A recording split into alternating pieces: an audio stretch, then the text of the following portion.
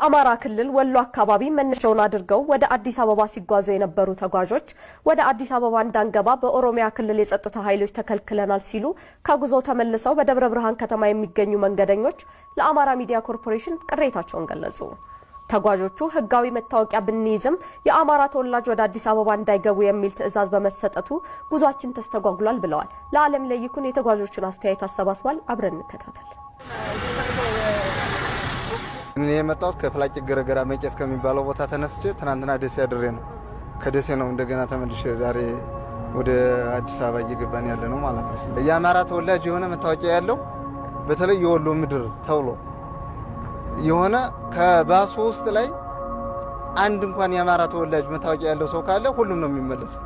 አሁን ለምሳሌ ከኛ የገጠመን ያለ ተማሪ 41 ተማሪ ያለን 41ዱ ተማሪም መታወቂያ እያሳየን የዩኒቨርሲቲ ተማሪ መሆናችን እናሳውቅ እየተባለ የዩኒቨርሲቲ ተማሪም ቢሆን በቃ አንድ የአማራ ተወላጅ መታወቂያ ስላለ አትገቡም ተብሎ ነው የተመለሰው።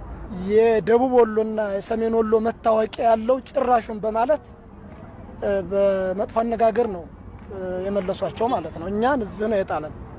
ኢንፎርሜሽኑ ከዛ ስለተናገራቸው ሹፌሮቹ እኛን እዚህ ነው ያወረደን። ወደ አዲስ አበባ ጥቁር አንበሳ ለቀጠሮ ነው የምሄደው። ባለቤቴ በሽተኛ ነው፣ ፓራላይዝድ ነው። ምንም ነገር አልተጠየቅንም። እኛ መኪና ላይ ነው ያለነው።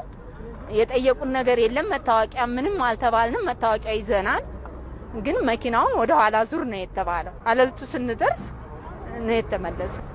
ሸኖጋ ስንደርስ ማለት ነው ፖሊሶች ያዙን። ከዛ ፖሊሶች የአማራ መታወቂያ ያዘ ማለፍ አይችልም፣ ከዚህ ውጭ እዚህ ጋር ተቆማላችሁ አሉ። አስቆሙ ማለት ነው።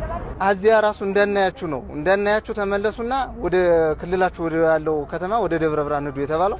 ስለዚህ መኪናው ራሱ መቆም አቅቶት ከዚያ መቆም አይችልም። መኪናው እየተከተሉ ስለነበረ እየሮጠ ነው። እንደውም ሰው ተቋርጦብን ስለነበረ በኮንትራት ባጃጁላ ነው ከሌላ ቦታ እርቀት ቦታ ላይ ሄደን ጠብቀናቸው የመጡ።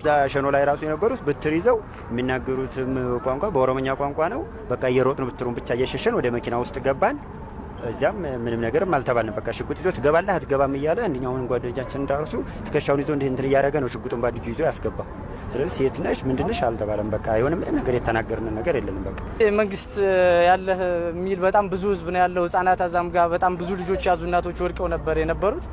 በዛ መንገድ እያዋከቡ ነው ያባረሯቸው እና በጣም እኔ እንጃ ምንም ለማለት ይከብዳል ብቻ